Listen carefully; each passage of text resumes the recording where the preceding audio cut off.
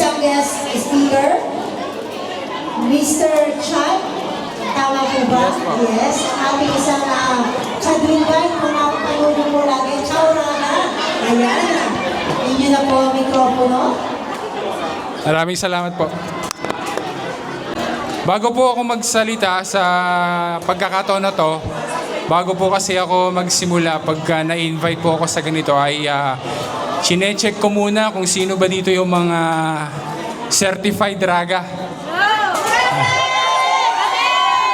Marami nagtataas, marami sumisigaw, pati yung mga nasa likod. Ito lang yung ating prova para malaman kung certified raga talaga ba tayo. Okay? Ano ba yung sinasabi ko pagka doon sa intro nung aking vlog? Okay? Yun. Sabay-sabay tayo, sabay-sabay. Para mas malakas. Hanggang doon sa likod, pag naririnig nyo po yung mga certified raga dyan. Okay? 1, 2, 3. Yun. Okay, isa pa po sabay-sabay po tayo. 1, 2, 3. Ciao raga! Musta naga? Ayun. So maraming salamat po. Unang-una, nagpapasalamat po ako sa mga organizers. Maraming salamat po sa inyo. At naalala nyo po ako na imbitahin, lalo na po kay Mother Shingo at saka po kay Ate Shawi. At saka po sa rest ng inyong group. Maraming salamat. Nandito po ako para magbigay daw ng inspirasyon. Ano po? Kaya ako S. Ayan, salamat po. Dahil sa pag-organize ng ganitong event. Actually, matagal na po ako nagagawa ng video. Yung pong kauna-unahan kong ginawa na video, that was way back 2017.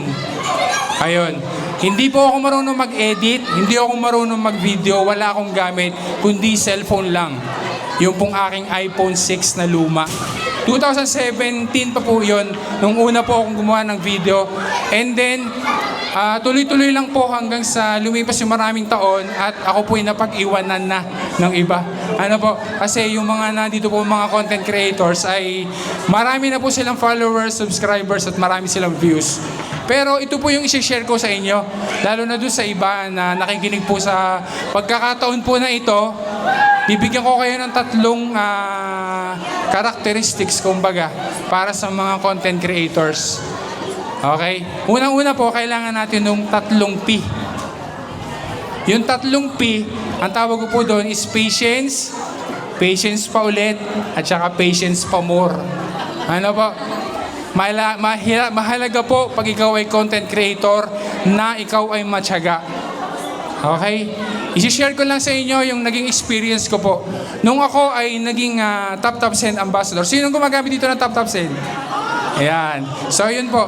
So, very proud po ako na ako ay naging Top Send Ambassador dito po sa Italia bilang tulong sa mga kapwa natin OFWs para mas madali yung pagpapadala ng pera sa Pilipinas. Nung makuha po nila ako na influencer sa brand po na yon ay 34 pa lang ang gumagamit dito sa buong Europa.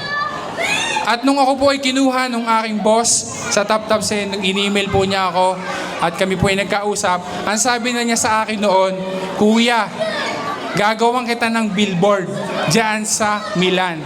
Gagawan kita ng billboard sa Italy," sabi niya. Sabi ko, okay. Sige, sabi ko ganyan sa kanya. Kasi alam ko na mahal yung gastos noon. At saka sino ba naman ako para gagawa niya ng billboard? Sabi ko, sige, okay lang.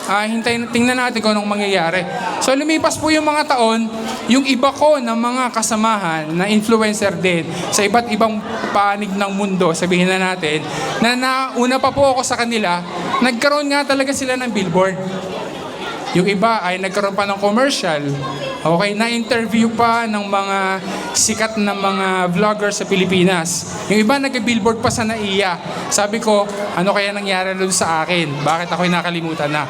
So, doon ko po mapapatunayan sa inyo yung patience. Kasi dumating din yung pagkakataon na nagkaroon din po ako ng billboard dito sa Milan. So, I hope na nakita nyo po yun. At saka sino po bang magkakala na isang maliit lang na content creator, marami nga po sa inyo, sa iba sa inyo na mas marami pa yung mga followers at saka subscribers kaysa sa akin. So, nagpapasalamat ako. So, yun po, nagbunga yung aking pagtsatsaga at dumating yung pagkakataon na natuloy nga yun. So ako po yung naging kauna-unahan na non-celebrity Pilipino dito po sa Milan na nagkaroon ng 60 plus na billboards sa metro stations dito sa Milan. Yun po ay achievement po sa akin, nakaka-proud at gusto ko lang po siyang i-share sa inyo, hindi para ipagmayabang, hindi para kayo po ay bigyan ng kung ano mang impresyon. Sinasabi ko po yun sa inyo para dumating din sa pagkakataon, mangarap po kayo, darating po yan. Lagi sinasabi ng mga content creators, mangarap kayo, law of attraction, mangyayari po yan. Basta tuloy-tuloy lang po kayo. Ano po? Number 2. Kasi 5 minutes lang daw ako dito eh. Number 2, ano yung sunod na mabibigay ko sa inyo na tip? Number 2, stay true to your identity. Okay? Pag content creator ka, dapat kilala mo kung sino ka. Dapat alam mo yung ginagawa mo. Okay? Kasi minsan, nakokot up tayo doon sa mga pagkakataon na dahil doon sa iba, nagawa ng ganitong video, ay, maraming views, marami naging followers. Okay? Gagawin ko na rin siya. And then, may nakakita ka na naman ng iba, ginawa naman yon. So, para po sa akin personally, ewan ko po sa inyo, pero sa akin personally, dapat nag-stick ka doon sa identity mo. Nag-a-adapt ka, nag-integrate ka. Kasi dati, nung gumagawa ko ng video, nakahiga yung cellphone eh. Di ba? Nakahiga yung cellphone. Pero ngayon, nakatayo na. So, kailangan mag-a-adjust ka din sa mga ganon. Okay? Mag-a-adjust ka din. And then, para hindi ka makaalis doon sa kung sino ko ba talaga. Para yung mga nanonood sa iyo, hindi nalilito kung ano ba talagang gustong gawin ni Raga. Ano ba ang gustong gawin ni Kusina S? Diba? Ni Mother Shingo, ni Kainama na, Mercy. Ano po? So, yun lang po para hindi tayo mawala kung ano ba yung purpose, bakit tayo nag-vlog. Kasi kanya-kanya tayo ng purpose eh. Okay? Number 3. Ito po yung maisi-share ko sa inyo para pag dumating yung pagkakataon, alam po ninyo kung anong inyong magiging desisyon. Okay? Number 3 po na tip na ibibigay ko sa mga content creators na nandito, maliit man o malaki, kailangan you know your worth. Okay? Kasi bakit? Dahil may mga pagkakataon, may mga brands, may mga kumpanya lalapit sa atin, hindi natin alam kung ano pa ang worth natin. Doon po kay TapTapSend, doon ko nalaman, kuya, pag kami nakipag-usap sa iyo, dapat alam mo kung ano ang may bibring mo sa table. Sabi niya ganyan. Dapat alam mo yon. So kailangan, pag dumating yung pagkakataon na mayroong mga lalapit sa inyo, dapat alam ninyo kung ano ang value ng inyong channel, ng inyo pong Facebook page, ng inyong brand. Kasi brand na po kayo eh. Kaya dapat alam po ninyo iyon. Para pag may lumapit sa inyo, may nakapag-usap kayo, alam po ninyo ang inyong gagawin. At dadating sa punto, pag alam niyo na talaga na kayo ay successful na isang content creator, pagka kayo ay naglakas ng loob na iwan na ang inyong trabaho. O kaya, mag-put up na kayo ng sarili ninyo. Okay, gawin niyo yung inyong gusto. At dahil sa pagko-content, malakas na ang inyong loob. Kaya dapat alam ninyo kung ano po ang inyong value. Yun po, ang aking masasabi. Sana po nakapagbigay ako sa inyo ng inspirasyon. At bago ko po tapusin ang aking pong inspirational talk na po na ito, once again, maraming pong salamat.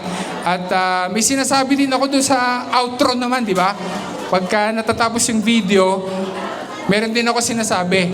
So, subukan natin kung alam din nila bago tayo umalis. Okay? Sinasabi ko bago matapos yung video, sasabihin ko doon na, once again, this is Chad, and always remember, Chad will guide. Yun. Sasabihin ko po grazie Raga, alla prossima. Ayun po, maraming salamat po sa inyo. Thank you po. Sorry. Thank you so much, Sir Chad Vilgay.